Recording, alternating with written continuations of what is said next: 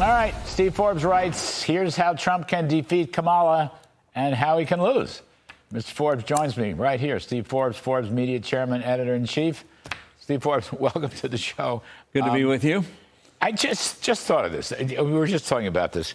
In the 1988 convention, because Michael Dukakis tried to change all of his liberal left positions as governor of Massachusetts. He tried to pawn himself off as some kind of manager. And you're in the crowd, in the convention hall, the Republican convention, they'd all go flip-flop, flip-flop, and they'd show beach slippers and they'd have signs, flip-flop.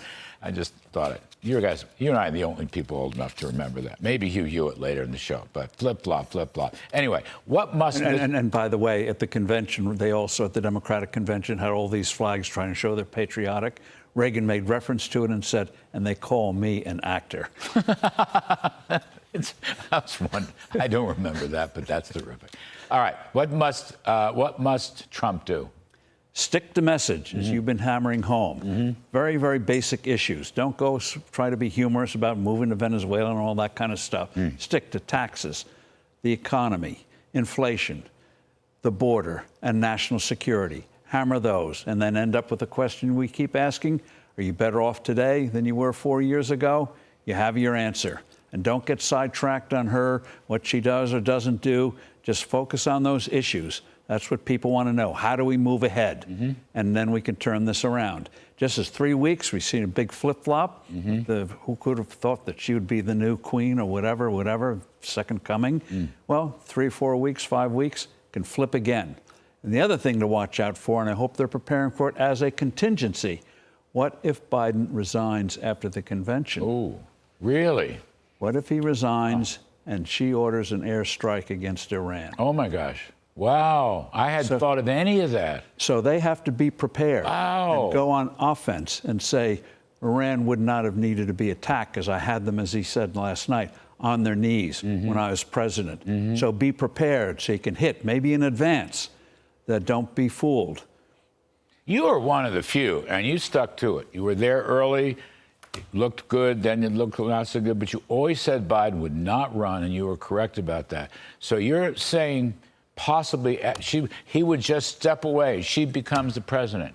Well, you'd do it through the 25th Amendment. No, you just say... he just resigns. Just resign. The vice president moves up. It's time to pass the torch. And then she bombs Iran. She wouldn't have the you-know-whats to do that, would she? I don't know. Well, to win an election, the progressives are ready to have her do anything, because they know she's ultimately on their side. And you know what's going to happen to defense spending, which has already been under pressure if she gets in with that crew. So the assets are already there in the Middle East. Doesn't have to be much. Just say, oh, yeah, I'm commander-in-chief, and by golly, I'm willing to defend America. And so I'm not sure it'll happen. I wouldn't bet my 401k on it. But that's the kind of thing they have to scenario out in advance, the Trump people, and go on offense and say, look what's happened to national defense. Why do we have to send those assets to the Middle East? Why do we still have American hostages? Because of what they did to defense. And they're going to try to cover it up with something like that. But show some kind of fake bravado. Fake bravado, so people are prepared and not caught off guard. You know, on that very point, we had some numbers. Defense spending as a share of GDP. Trump's last budget, he had 3.7%. Way too low, but a big pickup from where he inherited from Obama. Yes. Biden, by the end of Biden's 10-year budget window, 2034, 2.4% of GDP. So from 3.7 to 2.4. That's probably 35%, some odd, 40% reduction in defense spending in a very dangerous world, which Biden and Harris have made even more dangerous. We're not equipped for that right now. That's what Trump has to emphasize. We don't have the infrastructure to build the weaponry that we need. And he should make the point. This is the most dangerous period in international affairs since the 1930s, and we know where that led because of catastrophic mistakes by people who believed in appeasement. These people believe in appeasement, even though they'll try to cover it up for Election Day, and we got to turn that around, because this is America's safety at stake. It's the free world at stake. That's the big issue. These people brought us to that position, so did Barack Obama. Now we got to reverse it before it's too late.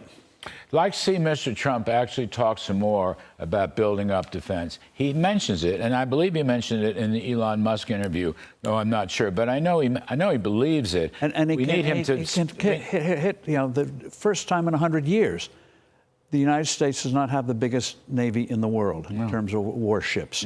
How did that allow to happen when China's getting more aggressive? Throw it back at them. We couldn't fight two wars anymore. That's what many defense experts are saying. We used to think about having a two-war army. We don't have a two-war army.